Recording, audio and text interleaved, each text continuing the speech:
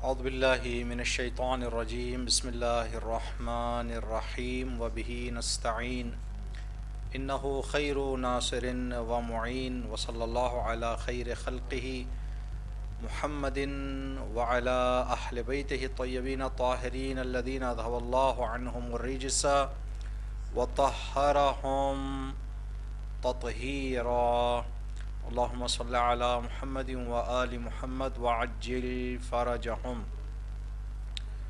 انت الہی و سیدی و مولائی اغفر لأولیائنا وکف عنا اعداءنا واشغلہم عن آذانا واظہر کلمۃ الحق وجعلها العلیا وادحض کلمۃ الباطل وجعلها السفلی انک علی کل شیء قدیر اما بعد قال اللہ تبارک و تعالی بسم اللہ الرحمن الرحیم وابتغی فیما آتاک اللہ الدار الآخرہ ولا تنس نصیبک من الدنیا صدق اللہ العلی العظیم۔ محترم مکرم ناظرین اور ناظرات، السلام علیکم ورحمۃ اللہ وبرکاتہ۔ علی چینل کے مذہبی پروگرام کے ساتھ ہم دوبارہ آپ کی خدمت میں حاضر ہیں، اور آج کا عنوان بھی کل کی طرح اسلامی زندگی ہے۔ انشاءاللہ اس عنوان اور موضوع پر کچھ اور روشنی ڈالنے کی کوشش کریں گے۔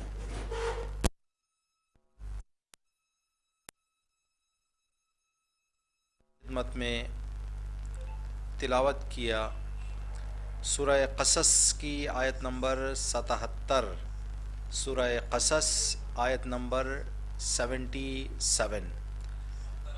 اللہ کا ارشاد ہے وابتغی فیما آتاک اللہ، تلاش کرو، حاصل کرنے کی کوشش کرو، تم پانے کی کوشش کرو ان چیزوں کے ذریعے جو کچھ اللہ نے تمہیں عطا کیا ہے، آخرت کی زندگی، آخرت کا گھر، آخرت پانے کے لیے دنیا کی نعمتوں سے استفادہ کرو، دنیا کی نعمتوں کو استعمال کرتے ہوئے آخرت تلاش کرو۔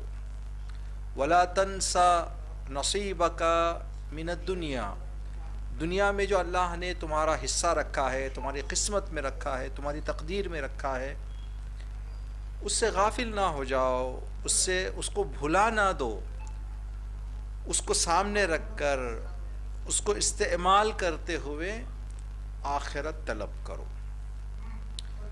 تو اس آیت نے اسلامی زندگی کا ایک طریقہ اور ایک نمونہ ہمارے سامنے رکھا کہ اسلامی زندگی کس زندگی کو کہتے ہیں۔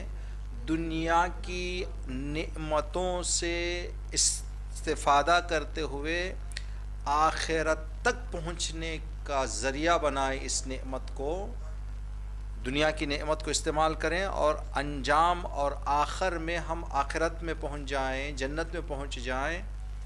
تو یہ جو زندگی ہم نے کی ہے اسلامی زندگی ہے۔ اگر ہم دنیا کی نعمتوں کو استعمال کرتے ہوئے جہنم میں چلے جائیں، نعوذ باللہ العیاذ باللہ، تو ہم نے اسلامی زندگی نہیں کی۔ تو اسلامی زندگی اس آیت کریمہ میں اللہ فرماتا ہے کہ جو کچھ ہم نے تمہیں عطا کیا ہے، جو نعمتوں سے ہم نے تمہیں نوازا ہے، ان نعمتوں سے استفادہ کرو، مقصد جنت پہنچنا ہو، مقصد کامیابی آخرت کی ہو، اور دنیا کو بھی نہ بھلاؤ، دنیا میں بھی کامیاب رہو، دنیا کی نعمتوں کا بھی مزہ اور لذت لو، استفادہ کرو، لیکن اس استعمال کے ذریعے سے تم آخرت کو پہنچو، جنت کو پہنچو۔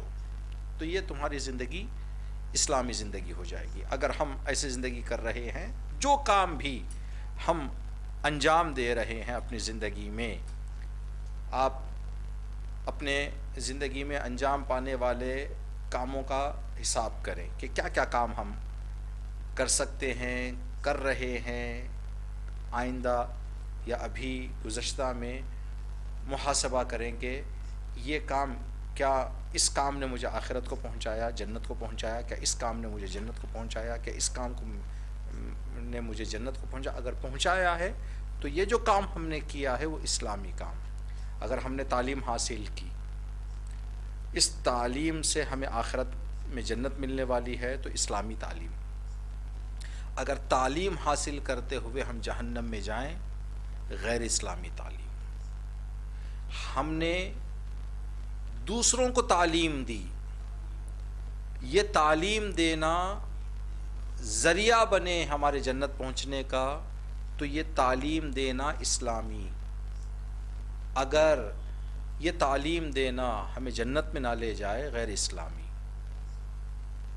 دولت حاصل کر رہے ہیں، دولت خرچ کر رہے ہیں، تو جو کام بھی ہم انجام دے رہے ہیں اگر جنت میں لے جا رہا ہے ہمیں، اس لیے کہ کل جیسے کہ ہم نے عرض کیا تھا آپ کی خدمت میں کہ ایسا کام کریں جس کام سے اللہ راضی ہے تو جنت ملے گی،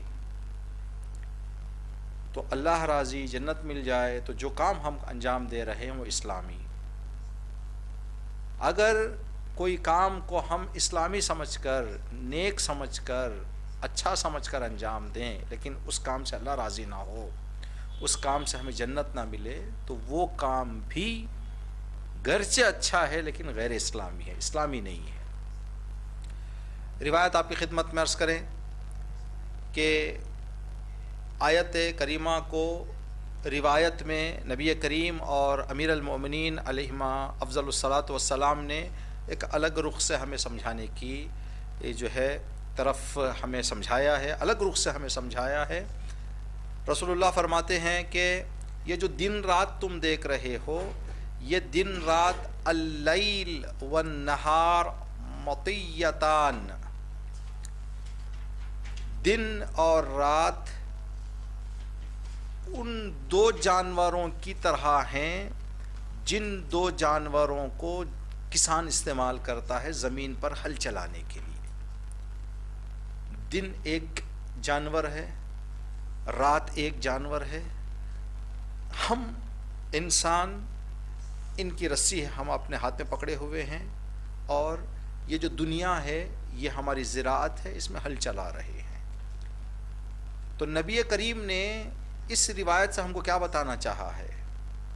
کہا کہ دیکھو یہ جو تم ہل چلا رہے ہو، مقصد ہل چلانا نہیں ہے بلکہ زمین کو دانہ لینے کی قابلیت دینے کے لیے تیار کرنا ہے مقصد، اور پھر دانے میں پودا، پودے سے پھل، پودے سے فصل لینا مقصد ہے، یہ کھدائی مقصد نہیں ہے۔ کھدائی مقدمہ اور ذریعہ ہے فصل لینے کا، پھل لینے کا، نتیجہ لینے کا۔ تو نبی کریم فرما رہے ہیں کہ دن اور رات بھی اسی طرح سے ہیں، تم ان دن اور رات کو، اسی زندگی کو، اسی دنیا کو سب کچھ نہ سمجھ جاؤ۔ اگر کوئی کسان اپنے زمین پر ہل چلائے، اس کے بعد جا کر گھر میں آرام سے سو جائے، دانہ نہ ڈالے، تو ہر آدمی کہے گا کہ یہ نادان ہے، یہ عاقل نہیں ہے، اس لیے کہ ہل چلایا جاتا ہے دانہ ڈالنے کے لیے، پودا اگانے کے لیے، فصل لینے کے لیے۔ تو نبی کریم فرما رہے ہیں کہ یہ دن اور رات جو اللہ نے ہمیں عطا کی ہیں، یہ دنیا کو ہم چلاتے رہیں، دنیا چلتی رہے، اس دنیا کو چلاتے ہوئے مقصد فصل لینا ہے جنت اور آخرت کی شکل میں، کامیاب آخرت کی شکل میں۔ جو آیت اللہ نے ارشاد فرمائی تھی کہ اللہ کی نعمتوں سے تم آخرت تلاش کرو، اور اپنا حصہ جو دنیا کا ہے اس کو نہ بھلا دو. امام نے رسول خدا نے اس شکل میں بیان کیا. امیر المومنین فرماتے ہیں کہ الدنیا خلقت لغیرها ولم تخلق لنفسها. دنیا خود کے لیے نہیں پیدا ہوئی ہے، دنیا کے لیے پیدا نہیں ہوئی ہے، بلکہ دنیا آخرت کے لیے پیدا کی گئی ہے. یعنی دنیا کو انسان مقدمہ، ذریعہ، وسیلہ بنا کر جنت حاصل کرنے کے لیے دنیا کو پیدا کیا گیا ہے. اگر کوئی انسان دنیا میں مگن ہو جائے، دنیا میں ڈوب جائے، صرف دنیا ہی دنیا اس کا مقصد ہو، جو کام بھی وہ کرے وہ اسلامی کام، خدا کے پسند کا کام نہیں ہے، اس لیے کہ بےہودہ اور بیکار زندگی کر رہا ہے. نتیجہ اس کو لینا ہے، نتیجے کو بھلا بیٹھا ہے، نتیجے سے غافل ہو گیا ہے، نتیجے کا علم نہیں ہے. تو ہم ایسی زندگی کریں کہ جس زندگی کا انجام جنت کی شکل میں ہمیں اللہ عطا کرے. ایک اور آیت میں سورہ طٰہٰ کی آیت نمبر 81 میں دوبارہ اللہ اپنی نعمتوں کا ذکر کرتے ہوئے ہمیں ایک ہدایت فرما رہا ہے. کلوا من طیبات ما رزقناکم. ہم نے جو کچھ تمہارے کھانے پینے استعمال کرنے کے لیے خلق کیا ہے استعمال کرو. ولا تطغوا فیہ. لیکن اسلامی زندگی، اللہ کو پسند زندگی ہم گزارنا چاہتے ہیں تو ان نعمتوں کو لے کر طغیان نہ کرو، بغاوت نہ، سرکشی نہ ہو، طغیان نہ ہو. اگر ان چیزوں کے ساتھ حدود میں رہ کر، قوانین کے دائرے میں رہ کر، شریعت کے دائرے میں رہ کر انسان نعمتوں سے استفادہ کر رہا ہے تو یہ اسلامی طریقہ ہے. نعمت کو استعمال کر رہا ہے لیکن حد پار کر رہا ہے. نعمت کو استعمال کر رہا ہے انسان، بغاوت کر رہا ہے، طغیانی کر رہا ہے، تو یہ غیر اسلامی طریقہ ہے. نبی کریم کی ایک روایت ہے کہ اے انسان، دنیا ایک مہمان خانے کی طرح ہے، مسافر خانے کی طرح ہے، ایک لاڈج ہے. انسان اگر کسی مہمان خانے میں جاتا ہے، کسی لاڈج میں جاتا ہے تو اس کو معلوم ہے کہ مجھے یہاں پر 4-5 دن 8-10 دن زندگی کرنا ہے، اس سے زیادہ نہیں. انسان اس سے زیادہ لگاؤ نہیں پیدا کرتا اپنے اندر، اس کا عاشق نہیں ہو جاتا، سب کچھ اس کمرے کو، اس لاڈج کو، اس ہوٹل کو نہیں سمجھ لیتا. معلوم ہے کہ مجھے چند دنوں کے بعد اس کو چھوڑ کر جانا ہے.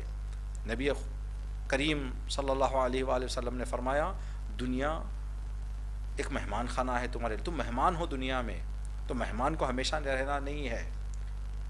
جب ہو چند دن کے لیے تو زندگی کے دوران ان چند دنوں میں دل کو نرم رکھو، مہربانی کی عادت ڈالو، زیادہ فکر کرو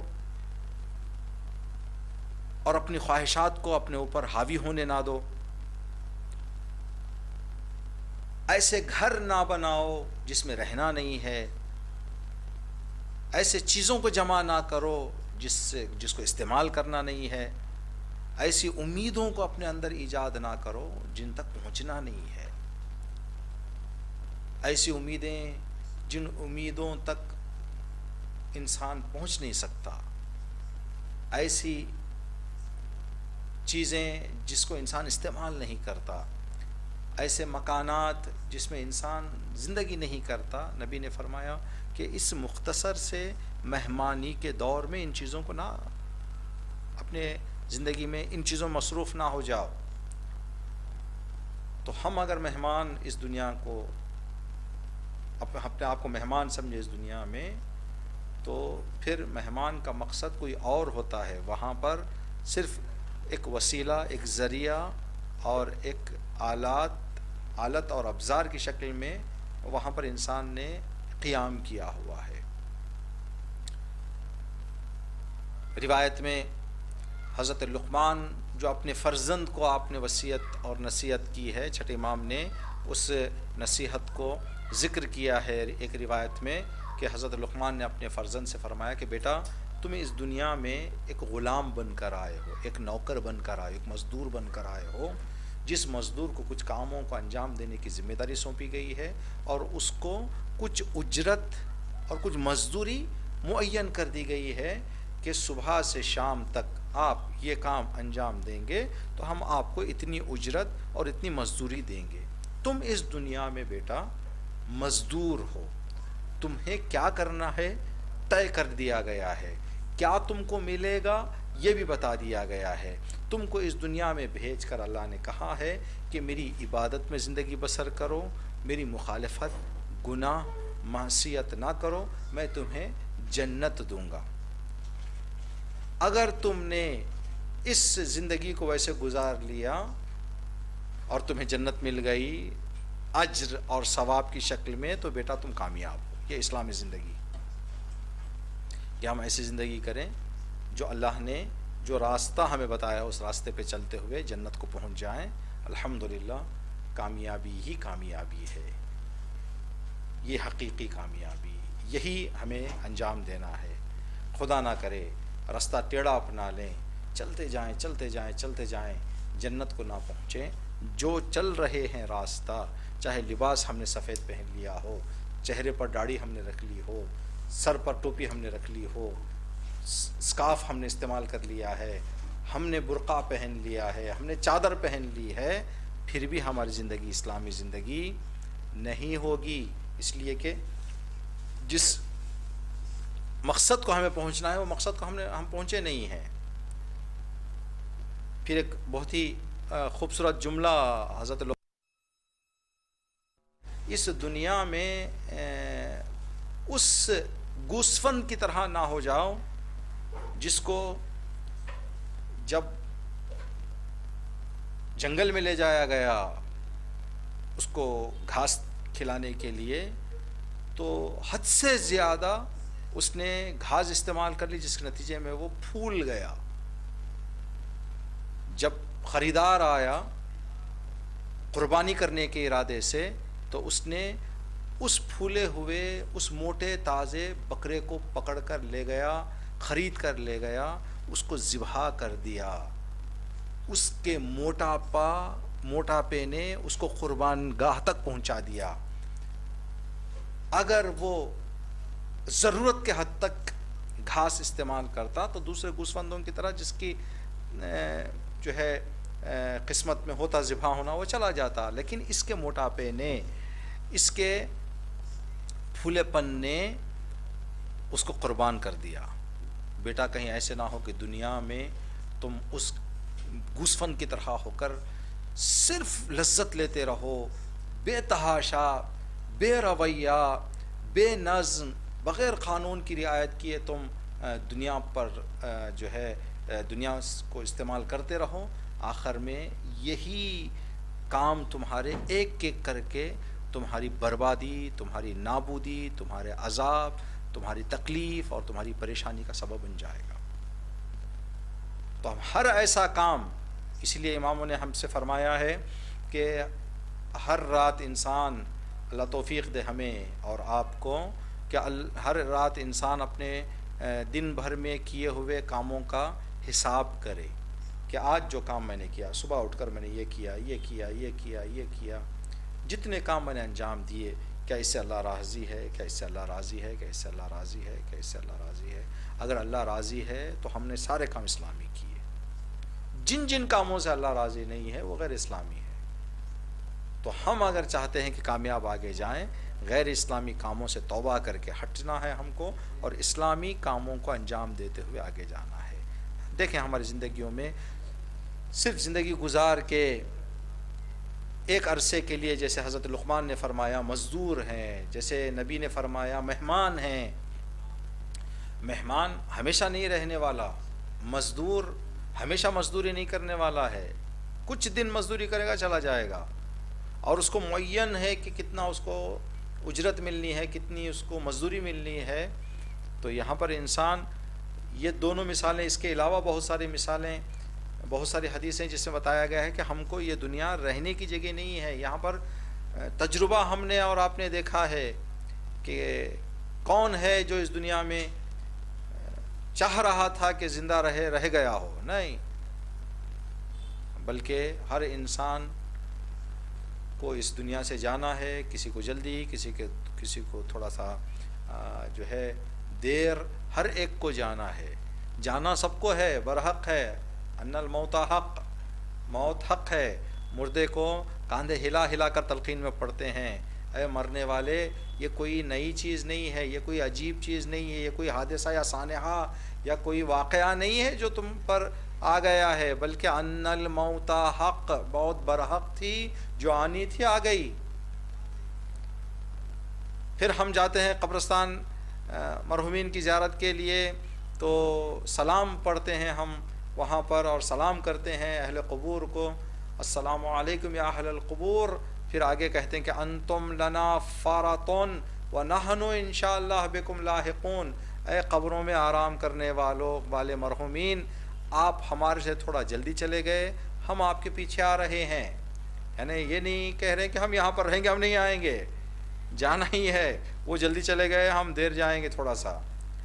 وہ پہلے چلے گئے، ہم بعد جائیں گے.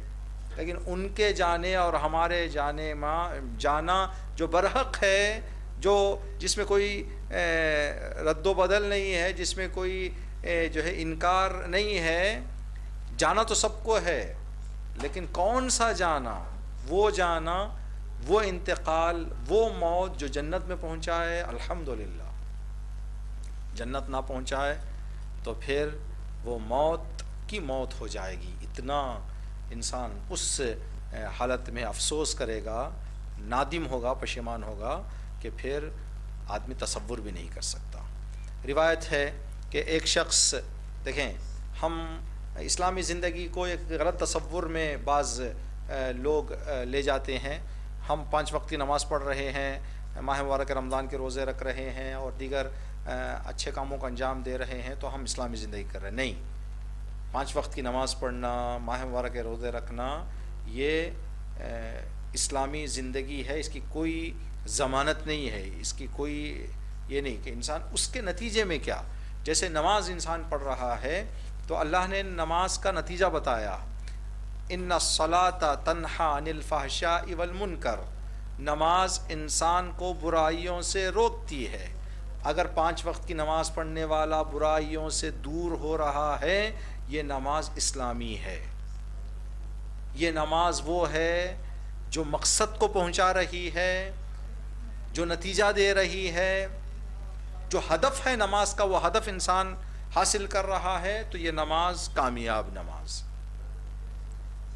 اگر نماز کے باوجود بھی انسان گناہ کرتا ہے، نماز کے باوجود بھی انسان برائی میں مبتلا ہوتا ہے، نماز کے باوجود بھی انسان خطائیں انجام دیتا ہے، تو پھر یہ نماز نہیں ہے. اس لیے کہ بے مقصد نماز ہے، بے ہدف نماز ہے. ماہ مبارک رمضان کے روزوں کے حوالے سے اللہ نے فرمایا کہ لعلکم تتقون، روزہ میں نے تم پر واجب کیا ہے تاکہ تمہارے اندر حرام سے بچنے کی طاقت آ جائے، تقوی تمہارے اندر آ جائے، پرہیزگاری آ جائے. تو جو روزہ تقوی تک پہنچائے وہ روزہ ہے، وہ عبادت اسلامی ہے، وہ کام اسلامی ہے. اگر نہیں تو پھر وہ کام اسلامی نہیں ہے، وہ کام عبث ہے، بیکار ہے، بے فائدہ ہے. روایت ہے کہ ایک شخص چھٹے امام کی خدمت میں حاضر ہوا. حاضر ہونے کے بعد انہوں نے کہا کہ مولا، میں اپنی حقیقت آپ کی خدمت میں پیش کرنا چاہتا ہوں. میں ایک ایسا آدمی ہوں جو عمل میں دور ہوں، میں زیادہ پابندی، روزہ، نماز، ان چیزوں کی میں تھوڑا سا اس میں ضعیف ہوں. نماز صرف واجبات کو پڑھتا ہوں، شاید واجبات بھی بعض میرے سے چھوٹ جاتی ہیں، اور روزے بھی ماہ مبارک رمضان میں صرف واجب کی حد تک، واجب بھی کبھی کبھی مجھ سے چھوٹ جاتا ہے. دیکھیں مستحب اعمال، دیگر اعمال، دوسرے جو کام جو ہے سال بھر میں دینی اعتبار سے ہوتے ہیں، جیسے آج کے زمانے کے حساب سے اگر ہم ذکر کریں، مجلسیں، محفلیں، اعمال، یہ سب کاموں میں یہ بندہ کہہ رہا ہے کہ مولا ان چیزوں میں زیادہ نہیں جاتا، مجلسوں میں، محفلوں میں، اعمالوں میں زیادہ نہیں جاتا، میں سست ہوں تھوڑا اس مسئلے میں. نماز بھی صرف واجب پڑھتا ہوں، کبھی کبھی واجب بھی چھوٹ جاتی ہے. روزہ بھی صرف واجب رکھتا ہوں اور کبھی کبھی وہ بھی چھوٹ جاتا ہے. لیکن مولا میں نے یہ طے کر لیا ہے کہ جو لقمہ میں اپنے دہان اور منہ میں رکھ رہا ہوں حلال رکھوں، حرام بالکل نہیں.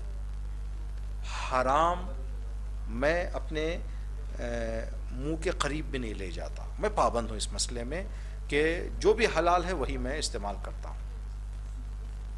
مولا دوسرے خواتین کو اپنی خواتین کی طرح عزت کرتا ہوں، کسی پر بری نگاہ نہیں ڈالتا.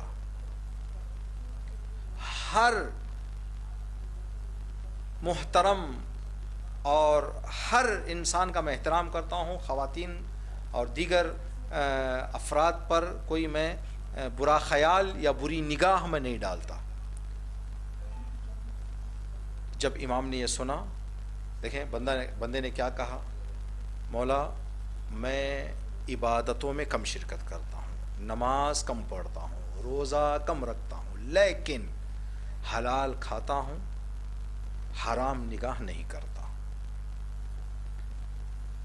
تو آپ دیکھیں اس بندے کی زندگی کا جو خاصہ رہا ہے، جو اس کی زندگی جیسی اس نے گزاری ہے، جس کی حقیقت اس نے آگے چھٹے امام کے سامنے رکھ دی. اگر آج ہم اپنے معاشرے میں دیکھیں کہ کوئی بندہ ہے جو نہ مجلس میں آتا ہے، نہ جشن میں آتا ہے، نہ اعمال میں آتا ہے، کم نمازوں میں آتا ہے، کم ماہ مبارک رمضان میں مسجدوں میں نظر آتا ہے، اس کے حوالے سے کیا ذہنیت ہوگی؟ اگر اعلان کیا جائے کہ کچھ دیندار لوگوں کو، اسلام پر عمل کرنے والے لوگوں کو جا کر آواز دیں، تو اس بندے کو تو کوئی آواز بھی نہیں دے گا. اس لیے کہ انسانوں کی نگاہ میں وہ تو نہ مجلس میں آتا ہے، نہ محفل میں آتا ہے، نہ اعمال میں آتا ہے، مسجد میں بھی کبھی کبھی نظر آتا ہے، ماہ مبارک رمضان میں بھی کبھی کبھی نظر آتا ہے. اب وہ بندہ حلال استعمال کر رہا ہے، حرام نگاہ نہیں کرتا. تو امام نے اس بندے سے کہا کہ ایو جہاد افضل، اے بندہ خدا تو اسلامی زندگی کر رہا ہے، تیرا طریقہ اسلامی طریقہ ہے، عبادتوں کا جو مقصد ہے اس مقصد کو تو نے پا لیا ہے. عبادتوں کا مقصد یہ ہے کہ حرام سے بچ جاؤ، پرہیزگاری تمہارے اندر آ جائے. تو تمہارے اندر پرہیزگاری آ گئی ہے، تم حرام سے بچ رہے ہو، تو تم مقصد عبادت کو حاصل کر چکے ہو، تو الحمدللہ تم اسلامی زندگی کر رہے ہو. ہاں یہ الگ بات ہے کہ درجات جو ہوں گے جنت کے، اگر کوئی بندہ تمہاری طرح ہی زندگی کرتے ہوئے عبادتوں کو پابندی کے ساتھ، اعمال مستحبات کو انجام دے، تو درجہ تمہارے سے اوپر رہے گا. لیکن تم جو طریقہ سے زندگی کر رہے ہو، یہ طریقہ اسلامی طریقہ ہے. کوشش کرو کہ واجبات کو پورا انجام دو، ماہ رمضان المبارک کے روزے پورے رکھو، نمازیں 5 وقت کی پڑھو. اگر وقت ملتا ہے تو مستحب اعمال میں بھی شرکت کر لیا کرو. امام فرما رہے ہیں اگر کوئی بندہ سارے مستحب اعمال میں شرکت کرے، 5 وقت کی نماز، نماز شب، دوسرے اعمال، ماہ رمضان المبارک کے روزے، سال بھر کے مستحب روزے، ان سارے کاموں کا انجام دے کر لقمہ حرام کر لے، نگاہ بری رکھے، تو اس کی ساری عبادت اللہ کو پسند. تو ٹوپی پہن لینے سے، داڑھی رکھ لینے سے، کرتا پاجامہ پہن لینے سے، چادر اوڑھ لینے سے مسلمان نہیں ہوتے. یہ اسلامی زندگی نہیں ہے. ہاں علامت ہے، ہم ایک پابندی کر رہے ہیں کہ حجاب کر رہے ہیں اور پردہ کر رہے ہیں، لیکن دوسرے چیزوں کو بھی ہم لحاظ رکھنا ہے. پردہ آج کل جو دنیا میں جو ٹیکنالوجی آئی ہے، اس ٹیکنالوجی کے اعتبار سے جو چیزیں ہیں کہ چلتے چلتے کوئی مومنہ راستے میں چل رہی ہے، راستے میں چلتے ہوئے پرس میں فون موجود ہے، کال آ گیا، رنگ ہو گئی، تو اب جو ریسیو کر رہے ہیں وہ تو ممکن ہے 4-5 نامحرم وہاں پر بیٹھے ہوئے ہوں، چل رہے ہوں، درمیان میں ہوں، راستے میں ہوں، جہاں پر ہوں. تو اب وہ دیکھیں کہ جب وہ بات کرنا چاہ رہی ہیں تو کتنی آواز میں بات کر رہی ہیں، گرچہ چادر میں ہیں. یا چلتے چلتے راستے میں جو ہے، ابھی اگر ہم موبائل کو استعمال کرنا چاہیں تو چادر نہیں سنبھال سکتے، چادر سنبھال کر موبائل استعمال نہیں کر سکتے. اب تنہا گلی میں کوئی عورت چل رہی ہے، چادر پہنی ہوئی ہے، جب ایک ہاتھ سے یا 2 ہاتھ سے وہ موبائل چلا رہی ہیں تو پھر چادر سے اپنے کپڑوں کو ڈھانپ نہیں سکتے. کپڑے کھلے ہوئے ہیں، موبائل چل رہا ہے. ابھی کوئی آدمی آ گیا، معمولی آدمی جائے، جیسے غیر مسلمان وغیرہ گزرتے ہیں تو ان کی تو توجہ نہیں. کوئی جو ہے وطن کے مشہور جیسے کوئی عالم آ جائے، کوئی شاعر آ جائے، کوئی ذاکر آ جائے، کوئی انجمن کا آدمی آ جائے تو موبائل رکھ کے جو ہے وہ یہ اسلامی چادر پہن لیا ہے، لیکن جو طریقہ کر رہے ہیں وہ اسلامی طریقہ نہیں ہے. کوئی اتنا ضروری نہیں ہے، اگر ہے کسی کونے میں چلے جائیں، دیوار کے آسرے میں چلے جائیں، بات کریں، پھر آگے جائیں، کوئی ایسا طریقہ اپنائیں کہ ابھی سمجھیں پورے وطن کے جو ہے احاطے کو جتنا بڑا ہے، ایک کونے سے دوسرے کونے تک پہنچنے کے لیے ہمیں 10 منٹ کا ٹائم لگے گا. تو 10 منٹ کے اندر جو ہے وہ کوئی ایسی قیامت نہیں آنے والی ہے کہ 10 منٹ بعد ہم گھر جائیں گے، آرام سے بیٹھیں گے، سارے جو ہے پابندیوں کے ساتھ اسلامی ہم بات کریں گے.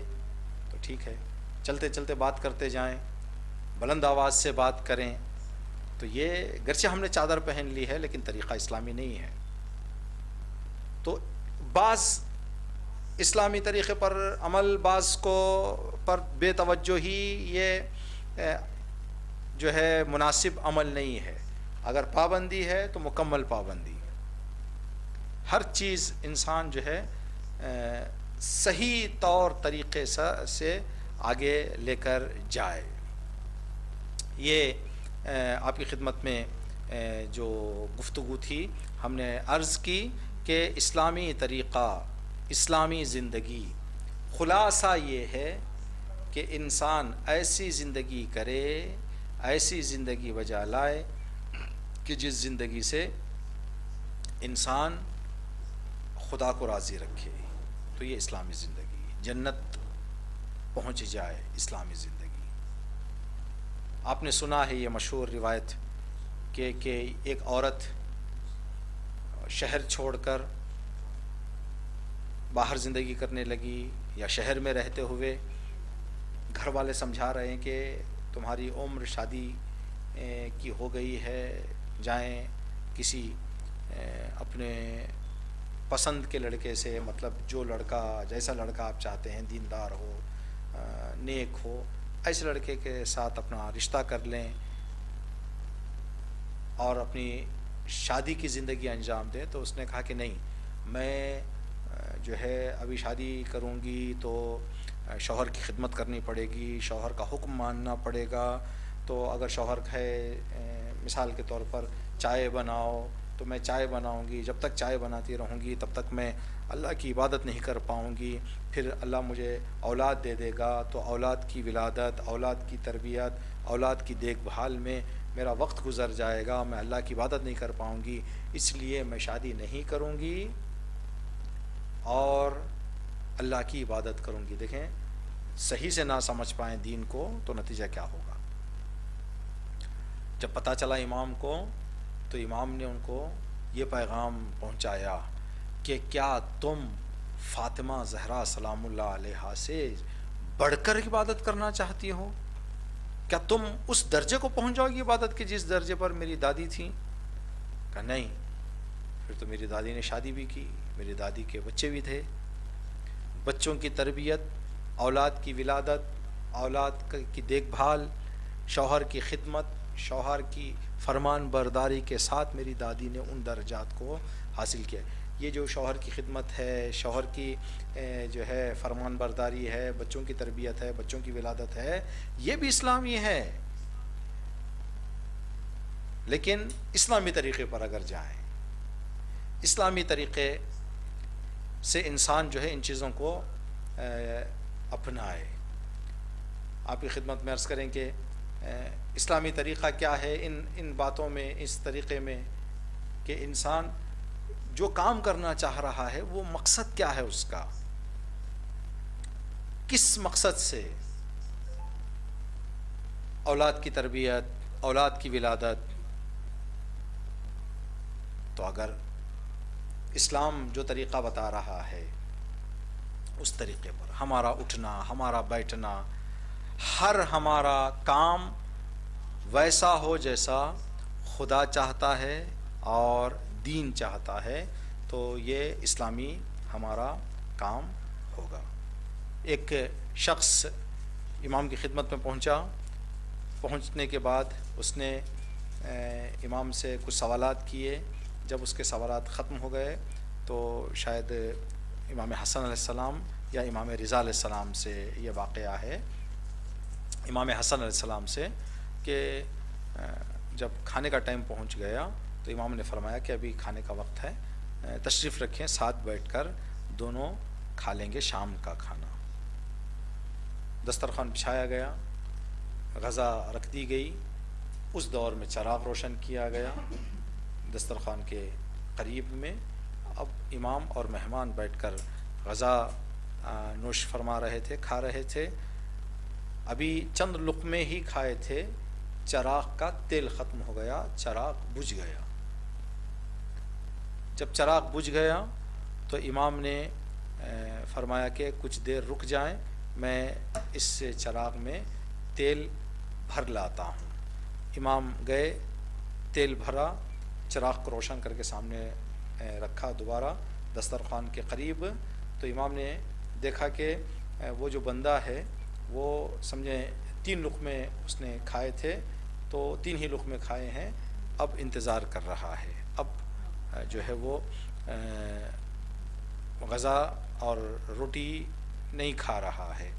تو امام نے فرمایا کہ جب تک میں جا کے تیل بھر لاتا، سمجھیں 3-4 منٹ کا 5 منٹ کا وقت لگا، تو یہ 5 منٹ آپ کیوں رک گئے، کیوں جو ہے نہیں کھا رہے تھے؟ تو اس نے کہا کہ مولا میرے ذہن میں یہ خیال آیا کہ اندھیرے میں کہیں کوئی کیڑا، کوئی مکوڑا، کوئی ایسی چیز جو بدن کو تکلیف دے کہیں نہ آ جائے اندھیری کی وجہ سے، تو میں انتظار کر رہا تھا کہ چراغ آ جائے روشنی میں، پھر لقمہ میں جو ہے شروع کروں کھانا۔ تو امام نے فرمایا کہ دیکھو یہ جو طریقہ تمہارا تھا اچھا ہے، لیکن اس طریقے کو صرف دنیا کی حد تک نہ رکھو۔ جس طرح سے تم لقمے کو دیکھ رہے تھے اور انتظار کر رہے تھے کہ اجالا آ جائے، چراغ جل جائے، اس کے بعد میں روٹی کو دیکھ کر کے کہیں کیڑا تو نہیں ہے، کہیں مکوڑا تو نہیں ہے، کہیں کوئی تکلیف دینے والی چیز تو نہیں ہے، تب میں کھاؤں، تو یہی طریقہ اپنی دنیا کی زندگی میں بھی رکھو۔ جو کام بھی کرنا چاہ رہے ہو، دیکھو یہ جو کام میں کر رہا ہوں کیا دین کی روشنی میں ہے، کیا قرآن کے نور کی روشنی میں ہے، کیا اس کام میں مجھے کوئی تکلیف نہیں ہوگی، کیا اس کام میں کوئی مجھے پریشانی نہیں ہوگی، اس کام سے مجھے کوئی عذاب تو نہیں ہوگا۔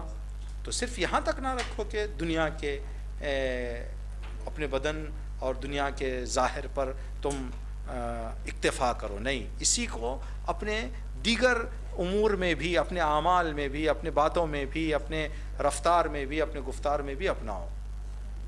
اگر تم نے ویسا طریقہ انجام دیا تو یہ تمہارا طریقہ اور یہ تمہاری زندگی اسلامی ہے۔ تو خلاصہ آج کی اور کل کی گفتگو کا یہ ہے کہ اللہ نے دنیا کو پیدا کیا، دنیا میں ہمیں تمام اختیار اللہ نے عطا کیے، دنیا کی تمام نعمتیں ہمارے سامنے ہیں، اللہ نے آزاد ہم کو رکھا، آزادی دے دی کہ جتنا استعمال کرنا چاہتے ہو، جیسے استعمال کرنا چاہو کرو، لیکن اس بات کا خیال رکھو کہ جو نعمت تم استعمال کر رہے ہو ایسے استعمال کرو کہ میں راضی ہو جاؤں اور جو ہے تم جنت مل جائے۔ آج کی آیت اور کل کی آیت اور آج کی گفتگو اور کل کی گفتگو، آخر میں ایک شعر جو علامہ اقبال یا مرزا غالب کا ہے کہ یہ نہ تصور کریں کہ مسلمان گھرانے میں پیدا ہو کر کچھ نمازیں کچھ عبادتیں کرتے ہوئے گناہوں سے دوری نہ کریں، گناہوں کو بھی انجام دیتے رہیں تو ہماری زندگی اسلامی ہے نہیں۔ شعر ہے جو بزرگ شاعر نے کہا ہے، زباں سے کہہ بھی دیا لا الہ تو کیا حاصل، زباں سے کہہ بھی دیا لا الہ تو کیا حاصل، دل و نگاہ مسلمان نہیں تو کچھ بھی نہیں۔ تو صرف لا الہ الا اللہ زبان سے جاری کر دینا اسلامی زندگی نہیں ہے، بلکہ لا الہ الا اللہ زبان سے جاری کرنے کے ساتھ ساتھ نگاہ پاک ہو، دل پاک ہو، جو امام جعفر صادق علیہ السلام نے فرمایا اس بندے سے کہ عبادت کم ہے لیکن نگاہ پاک، لقمہ اور دل پاک، تو امام نے فرمایا کہ یہ جو تمہارا طریقہ ہے یہ اسلامی طریقہ ہے، اور جو مقصد عبادت ہے اس پر تم موجود، اس کو تم نے حاصل کر لیا ہے۔ اگر اور زیادہ عبادت کر سکتے ہو تو نور علی نور، ورنہ کامیاب ہو، جنت کے جو تمہارے زندگی کے مطابق جو درجہ تم کو ملنا ہے وہ ملے گا۔ اللہ رب العزت سے دعا کرتے ہیں کہ پروردگار ہم سب کو ماہ شعبان المعظم جو تیرے نبی کا مہینہ ہے، وہذا شہر نبیک سید رسولک، پروردگار یہ مہینہ تیرے نبی کا جو سید المرسلین ہیں ان کا مہینہ ہے، شعبان جس مہینے کا نام تو نے شعبان رکھا ہے۔ اللہم فاعنا علی الاستنان بسنتہ فیہ، پروردگار اس ماہ شعبان کی عظمتوں کے صدقے ہم سب کو رسول اور آل رسول کی سیرت پر زندگی کرتے ہوئے اسلامی زندگی انجام دے کر خدا کو راضی اور جنت کو پانے کی توفیق عطا فرما۔ ربنا تقبل منا